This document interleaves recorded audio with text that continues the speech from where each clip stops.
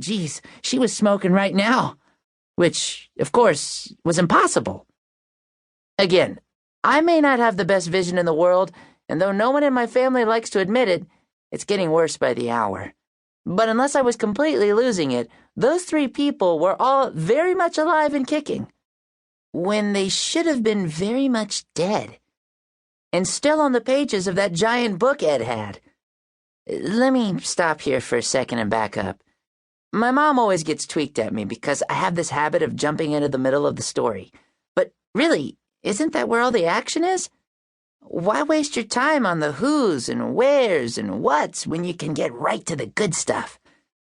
But my mom will no doubt hear this at some point, and she loves who's and where's and what's. So, here goes.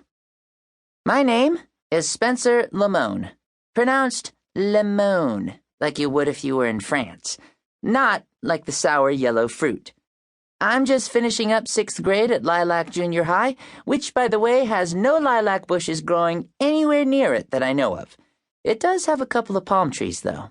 I guess Palm Tree Junior High didn't sound as good or something. Every Tuesday and Thursday afternoon, my mom makes me hang out with Ed, an old guy who kicks it at the Everlasting Home for Seniors, a.k.a. a nursing home. Seriously, even though Ed has dark, wiry hairs that poke out of his nose, he's not half bad. He doesn't drool into his applesauce, forget his own name, or let his head loll off to one side like it's too heavy to hold up. You think I'm kidding about this stuff, but I've seen it pretty much daily, right here at good old EHS. Usually when I come, Ed has me push his wheelchair out to the far edge of the Everlasting's property, right up to the fence that runs next to the train tracks. We'll sit and wait for the 421 train to barrel through. While we wait, he'll ask me to list everything I've eaten since I last saw him. Like, everything. In detail. Once, I almost forgot to tell him that I'd had grilled onions on my cheeseburger, and he launched into a 5-minute lecture. Details, young man. What's life without all the little details to make it interesting? You young people today, you rush through everything. You're just like that granddaughter of mine. I have to tell Mel the same thing. Slow down. Smell the roses. Take a minute to enjoy what life has to offer, because before you know it, you'll be old and hobbling around like me. All that because I forgot onions. Sheesh. Ed's diabetic and on this bland, sugarless diet, so I guess he lives through me and my stomach. It sucks for him, but I'm not allowed to bring him a candy bar or anything. Not that he doesn't beg me to, like every time I come.